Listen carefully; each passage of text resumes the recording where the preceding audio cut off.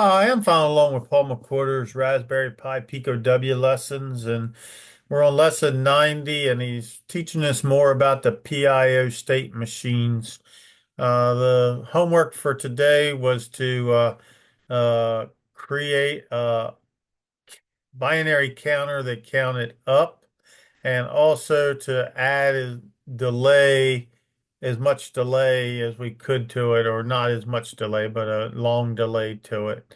So um, pretty straightforward with the pieces that he presented in this video. So let's get to the code. So we're doing just basically he wanted to do it all in the PIO, nothing in your regular program.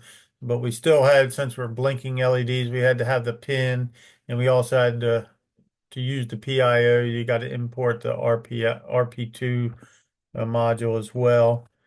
We're setting it up as the four pins for the LEDs here with the out and it, and starting them out as low. And then down here, we're creating the state machine zero.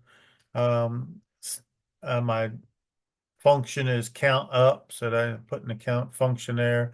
We're doing the low 2000 frequency, and my base pin for my out pins, my pins for the LEDs start at number 11. And like I said, there's four of them, so it's 11, 12, 13, 14. So anyhow, that's what we got going on there. Um, so you could start, you want to set up, you're going to use your X register to keep track of the number of your binary number of the LEDs. You could start this out with something, anything that would be end up with a 1111 at the end of it. You could do 15. I chose just to put 31. It really doesn't matter what you put, as long as it's the four least significant bits are going to be ones. So I did that. By the way, your set can only go up to 31. That's the highest you can get, but that's another reason I just did that. We're creating a label so that we can loop back up to it. Um, we're going to take our X, and here's where the difference is. We're going to invert the X. So the X is going to, up here is going to look like the least significant digits are going to be 1111. So when you invert them, they're going to be 0000. And we're moving that over into our pin. So it's going to start off with all the LEDs off. And this part down here is what we're using to um, delay it. I'll talk about that in a minute, but eventually you get down here to this jump, and it's that X decrement jump. So X is going to be 31, so it's going to decrement it to 30, and that's going to be equal to uh, 1110. And then when you come down here and invert it, it's going to be 0001. So when you invert it, it's just going to count the opposite way. If you're counting down, it'll look like you're counting up. And that's how I did it. And that's basically, you're going to keep going. And even when it gets below zero, when this get, well, no, this is going to get down to zero. And then this is going to, instead of jumping, it's going to fall through. Another thing I found out is you don't actually need um, the initial loop that's included. It seems like that this is going to loop no matter what. So, like I said, normally we put this wrap target in our thing. You don't need a wrap target, it seems, because it's going to loop anyhow. When it gets to the bottom, it's going to loop back up. So I just left that out this time. And like I said, it's not part of your code anyhow, and I guess it's implemented anyhow all the time. So to get the long delay, Paul showed us that you could put as many no ops as you wanted in there. But then again, your no ops are going to be limited to 16 milliseconds, each. So the only way to do that is to have like a loop, a secondary loop, a nested loop, where you take your 32 uh, counts, but then you're doing that by setting this other register to 31. You're going to do that loop 32 times. So if you just do the math on it, I have a no op here for this creates 32 instructions here, and this also creates 32 instructions. So I got 64 instructions, and because we're decrementing when we get here, it's going to loop 32 times. So you take that 64 times 32. So you're getting about 2,000 instructions, and that's pretty equal to your frequency. So it's going to change about every 1 second or a little bit more. Paul had it up to 8 seconds, so I imagine that he probably did this loop, but he also added a bunch more no ops in there. And you could add as many, I think you can have, 30 lines of code here. So you could have, I'm only using like six or seven, and you could, add 20 more no ops if you wanted to slow it down. But I didn't want to have it that slow when I was doing it. So anyhow, and s- pretty straightforward homework, so I got it done. But I'd like to talk a little bit about Paul had his live stream last week, and he put out a grand challenge to do a up down counter. And I looked at it and I started working on it, but it was taking me a while, and I'm not the smartest person in the world, so it was taking me a while because we it had to use different techniques than Paul has taught us so far. And I like looking at data sheets like everybody else, or I guess like some people do, and but I have to hand it to you within a few days. Charlotte and Carter both had uh, uh, videos up showing how they would do it, and both they were similar but different, and both of them had really good ideas. And I tip my hat to them. They uh, certainly have a better grasp of the PIO than I do at this point, and uh, good for them to do it. Another thing that Paul was talking about was that he wanted us to be inventors rather than hunter-gatherers.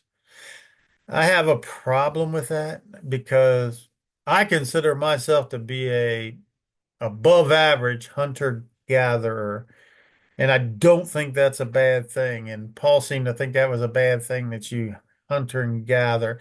We might have different definitions of that. I don't know. But for me, it's to go out and see how other people do things and see how they did it, and then study their code enough that I'm able to change it if I need to, or adjust it, or a lot of times find a better way of doing it, from other things I've had.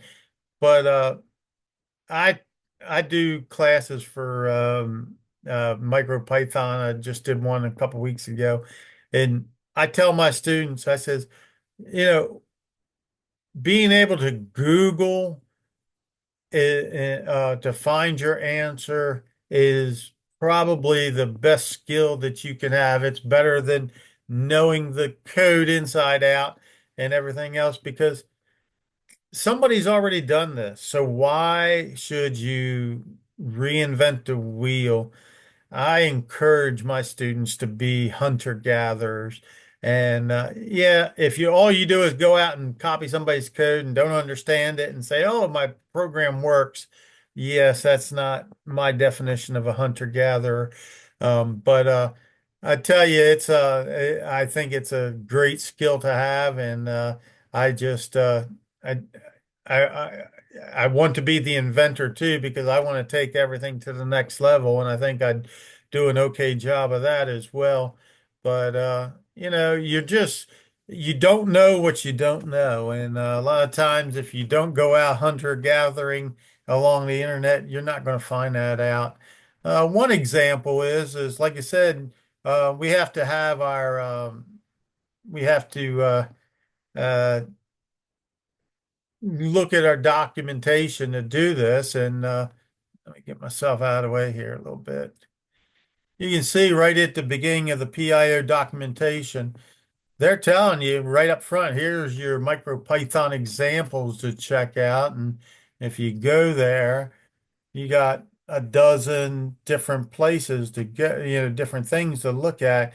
And, they're showing you the blink and how to do the IRQs, how to work with the IRQs. I thought that was a really good thing to do. And, uh, how to do PWM and SPI and stuff like that. And you go to code and you look at it and, you know, and you know, they actually show you how to set this up as a class and use a class so that you can use it in your program. And I don't think I would want to try to come up with all that on my own.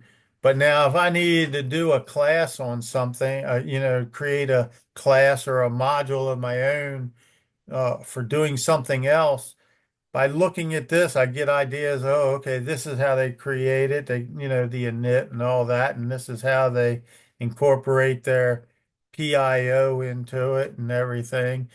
But I just have to disagree with Paul that we should. He said we shouldn't be hunter gatherers. I disagree 100% on that. So that's my soapbox, and I just like I say, these were pretty cool things to do. But I also found this other one up here that I want to mention, and I'll leave a link to it in the thing. But anytime with Arduino or the MicroPython, we talked about the NeoPixels, and they always tell, oh, you have to have precise timing on your NeoPixels and everything. And oh, but we have a library for that, so you don't have to worry about it. Well, I found searching Google, I found this guy that is basically talking about the PIOs and the example that he gives in his thing is how NeoPixels work and how you can implement them in the PIO. And you know, I had always assumed that there was a lot of timing was everything in that, and that there was some deep dark secret that nobody except for the smart people could get into. But he goes through this. Went through the data sheet and pulled this out and found the timings and everything, and the actually worried about the tolerance on the timings, and he actually uh, put this in as to do with the PIO, and it's kind of crazy because there's a lot of comments in here, but it's basically he's got one, two, three, four lines of code that light up the NeoPixels. Now you do have to, do the other side of it, and when you send the data to the NeoPixels, you still have to go through MicroPython to do it. And I actually did a timing thing on that, and it works. You're not saving any time by doing the PIO through MicroPython. I think there's definitely an advantage if you can match up the PIO with the DMA, direct memory access, where you don't have to do anything. But even like I said, with even doing this, you still have to feed your string of your data into the PIO, and that's a blocking thing. The put is a blocking thing, and it it takes two milliseconds to my 60 LED or 60 pixel strip takes 2 milliseconds each time you want to do it, which that's not a whole lot of time unless you wanted to do something else during those 2 milliseconds. So, I mean, for basic use, it's fine, but if you wanted to, you know, have 1,000 neopixels, it's going to be longer time and everything. Where if you had enough memory and enough and you could use direct memory access, you probably could do it fine. But I'm gonna link to this because, like I said, it's amazing that I always thought that doing the NeoPixels was this strange, mysterious thing, and it ends up being that oh no, you can do it in PIO with a couple lines of code and get it done. And he does a really good job of explaining how to do it and fairly simple. So, like I said. Anyhow, and yes, I copied this guy's code as is and put it in my Thorny and ran it just to see if it worked, and it works fine. And I see nothing wrong with going out and borrowing other people's code, whether you change it or not. There's nothing really in the PIO section. There's really nothing to change, but he shows you how to set it up and how to, light up the NeoPixels with it. And uh, you understand, you get this deeper understanding of how the data flows to the NeoPixels, to each pixel, and passes on the rest of them. And to me, the more I hunter gather, the more I learn. And that's all I got to say. I just have a different opinion than Paul on hunter gathering. Anyhow, that's enough for that. Hope you guys all get the homework. And thanks, Paul, for all you do. I'm learning a lot about PIO for you. I probably would have never ventured into it without your classes. Have a great day.